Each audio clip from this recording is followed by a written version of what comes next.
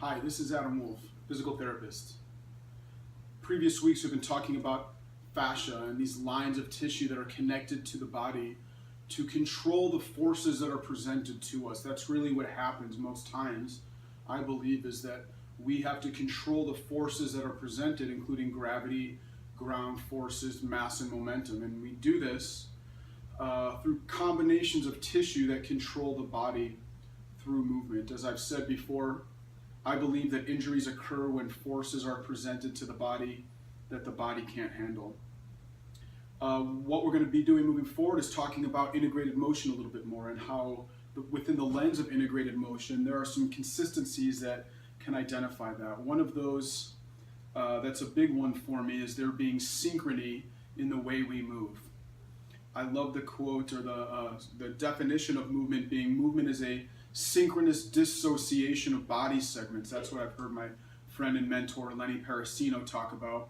And that idea of bones moving, joints feeling, and muscles reacting is pretty powerful. Within that, we can appreciate that if two bones move in the same direction, the joint doesn't feel anything. We've talked a little bit about that. And for me, looking at human motion, it's truly all about trying to get the joints to feel what they should feel when they should feel it. And so there being that dissociation becomes really important, that synchronous dissociation.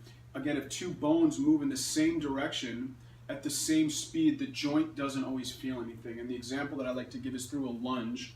And if I do a forward lunge, I'll do it from the side here. And you can see that the way that I like to have people lunge as they take a step is there's a synchronous dissociation. My shoulders, when I lunge forward, are moving forward in space.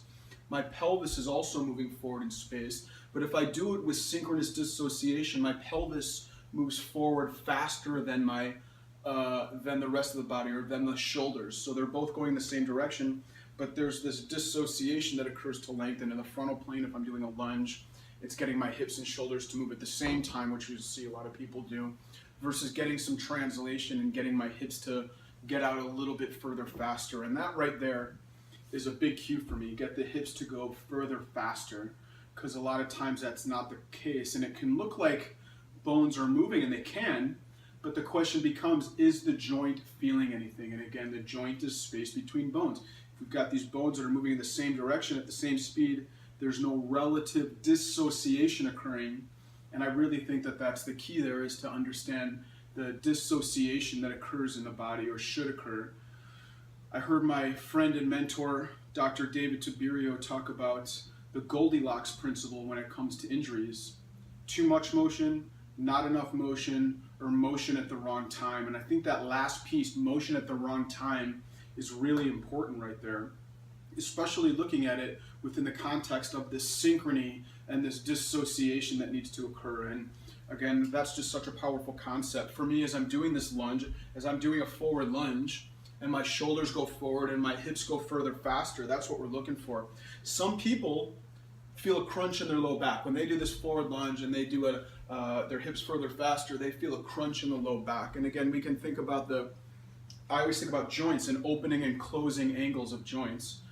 Dr. Andrea Spina talks a lot about that in functional range conditioning. And if we think about an elbow joint, if my elbow is bending, again, the elbow is space between these two bones. If my elbow bends, my bicep side is the closing angle, my tricep side is the opening angle. Closing angle pinching is bad. That's just the only way to say it. It's bad.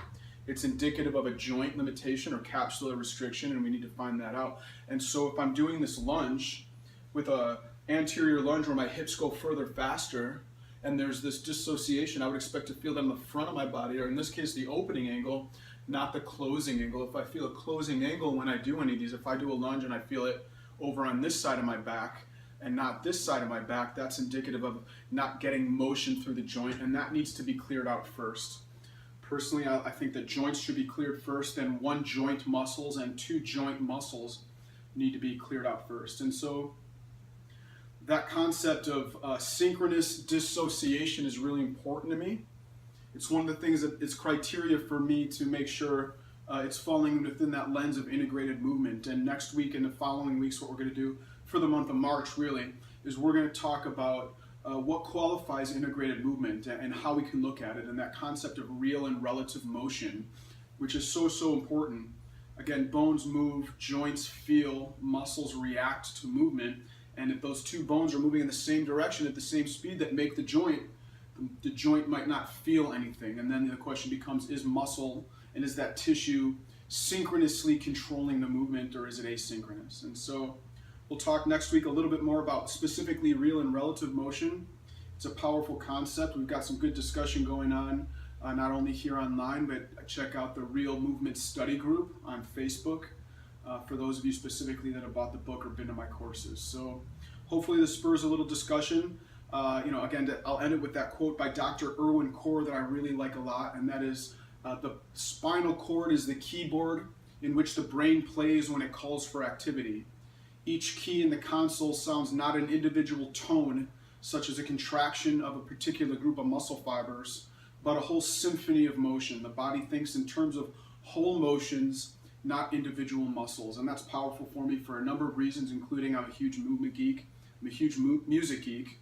And the fact that Dr. Irwin Corr, K-O-R-R, said that like in 1976, that thought's been out there for a while and we've gotten away from it. And I think that we're starting to see more of it creep in, and that's exciting for me. And so hopefully, again, this spurs some discussion. Thanks. Talk to you soon.